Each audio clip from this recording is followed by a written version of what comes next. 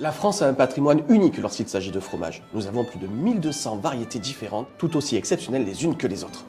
Mon nom est Vincent Vergne, je suis fromager affineur dans la ville de Nîmes. Élu meilleur ouvrier de France en 2019, je me suis donné comme mission de vous faire découvrir mon univers. Aujourd'hui, nous partons à Saint-Bénézé, au Mas des Courmes, à la rencontre de Mathieu Rio. Il est producteur de pélardon, un petit fromage de chèvre AOP, un véritable trésor. Salut Vincent. Hey, salut, comment vas-tu? Et toi? Super. Bienvenue au Mas de la Courme. Écoute, ça va impeccable. Ça fait plaisir d'arriver. Vas-y. Voilà, donc là on vient de mettre à cailler la traite d'hier soir et de ce matin. Donc comme tu sais, le pélardon c'est un caillé lactique. Oui. Donc on a rajouté la présure, on avait mis le petit lait, le lactosérum hier soir dans la traite du soir. Et là on vient de rajouter la présure. Et on va les oublier pendant 24 heures, le temps que le caillé se fasse. Une fois le lait caillé, tout l'art de Mathieu va opérer, et c'est ce que j'aime chez lui. On moule à la louche comme ça, et après on utilise un répartiteur. Donc ce qui est important, c'est de verser délicatement le caillé Pour pas le casser. pour pas le briser. Exactement. Parce que si on le casse, forcément, on égoutte plus C'est ça. et on va baisser son rendement. ça. Ça, c'est les fromages que tu as démoulés ce Ouais, matin? c'est ce qu'on vient de démouler, donc c'est la fabrication d'hier. D'accord, tu as déjà On salé? les a salés, voilà. On va avoir 1 heure après le moulage, on va déjà faire un premier retournement pour favoriser l'égouttage au maximum, pour après, au niveau affinage, être modéré au niveau séchage. Et comme c'est ce qui nous permet d'avoir un fromage bien crémeux. On ne le sèche pas trop, mais pour arriver à pas trop le sécher sans que ça coule au niveau affinage, il faut qu'on ait un ressuyage hyper optimum. Le soir, on va faire le deuxième retournement et là on va faire le premier salage. Premier salage. Et après le lendemain matin, donc au bout de 24 heures, on le démoule, on le met sur grille comme ici et on sale La deuxième face. Voilà. Ok. Ils vont rester ici 2 jours à peu près que le croûtage démarre bien. Donc là on a le jour 1 et là le jour 2. Tu vois la différence? Là le croûtage il commence à démarrer et après on va les passer au séchoir pour après les rentrer en affinage.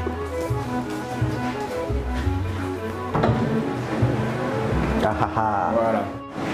Donc là dans cette pièce, on va sécher les fromages pour essayer d'enlever un maximum d'humidité. L'odeur de fermentation, elle est Voilà. géniale. Bon, là on est vraiment dans le stade vraiment affinage où tu as le croûtage qui a bien démarré. Ça sent la pomme. Faut arriver à être modéré pour après le passer en affinage pour qu'il y ait un fromage crémeux mais qui se tienne dans la durée. Que ça coule pas, que ça parte pas en crème complètement liquide. Chez Mathieu, il faut être un initié pour obtenir son pélardon, car il n'y en a pas pour tout le monde. Dis-moi Mathieu, cette année, tu peux me donner Tu sais, plus de Vincent, pélardon? ça va être comme d'habitude, hein. Nous la production elle n'a pas augmenté et ça sera comme l'année dernière. Tu sais, avec le pélardon, avec le cahier des charges qu'on a, c'est compliqué de produire plus. Parce que voilà, c'est des règles, le moulage à la louche, le pâturage des animaux, c'est des règles qui permettent de limiter le développement des exploitations, qui n'est pas de grosses exploitations. Et le pélardon, c'est... Voilà. Et tout le monde en veut. Voilà. C'est ce qui fait sa rareté. Je vais te faire visiter notre nouvelle salle de traite. Magnifique, hein? Et dis-moi, tu fais combien de traites par jour? Et nous, du coup, on traite matin et soir, 2 traites par jour. Donc le matin, on attaque à 6h30 et on retraite le soir à 18h. Après, par contre, on va au niveau fabrication, comme tu as vu tout à l'heure, on fabrique qu'une fois par jour. Donc on va stocker la traite du soir. Oui. On va déjà mettre les ferments, le petit lait. Le lait va déjà s'acidifier, va commencer à maturer. On va faire une maturation froide. Et le lendemain matin, on va mélanger notre traite du matin et on va faire cailler ce mélange des 2 traites. Donc 2 traites par jour, mais une seule fabrication.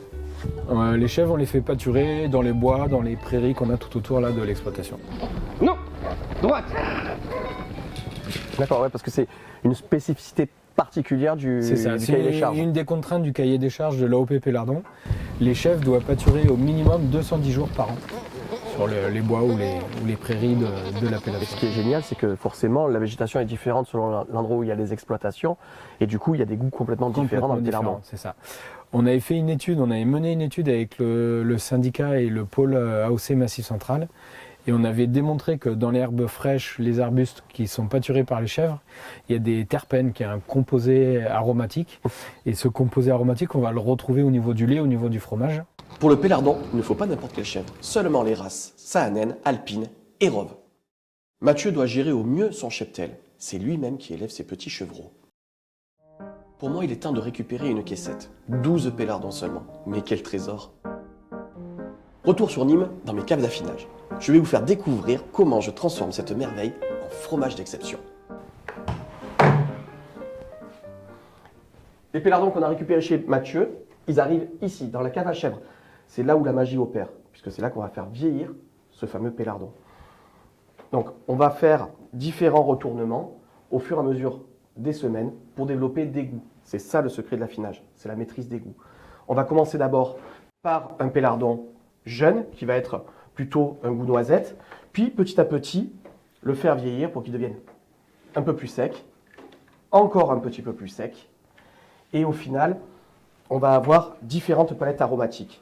Ici, avec un pélardon de 11 jours, ici, un pélardon de 21 jours, puis après, de 3 semaines, de 1 mois et de 2 mois et demi, où on voit qu'ils sont complètement bleutés. L'idée, c'est de partir d'un côté noisette tendre et croquant pour arriver sur un pélardon sec et cassant, excellent, avec un miel de châtaigne. Les pélardons sont des denrées rares. Comme l'a dit Mathieu tout à l'heure, le cahier des charges est difficile et donc c'est une toute petite production. Le pélardon, c'est un fromage d'exception et notamment ici en cave, c'est là qu'on est là pour les sublimer pour votre plus grand plaisir. Allez, maintenant qu'on a vu comment on affine un pélardon, maintenant place à la dégustation. Je vous ai sorti 3 pélardons des caves. Ici, un pélardon de 11 jours, un pélardon de 21 et un pélardon de 2 mois et demi. Ce qui est intéressant, c'est la différence des goûts. Ici, on va avoir un pélardon plutôt sur le côté facile à manger, crémeux, léger. Ici, un côté noiseté un petit peu plus prononcé pour finir enfin sur des notes plus racées, plus fondantes, mais toujours ce petit goût noisette typique du pélardon. Pour l'accompagner, un bon vin blanc des Cévennes, chardonnay. Et enfin, pour le pélardon sec, pour ceux qui aiment adoucir le côté racé du pélardon, un miel de garrigue. Ici, pour l'apéro, un petit baron des Cévennes.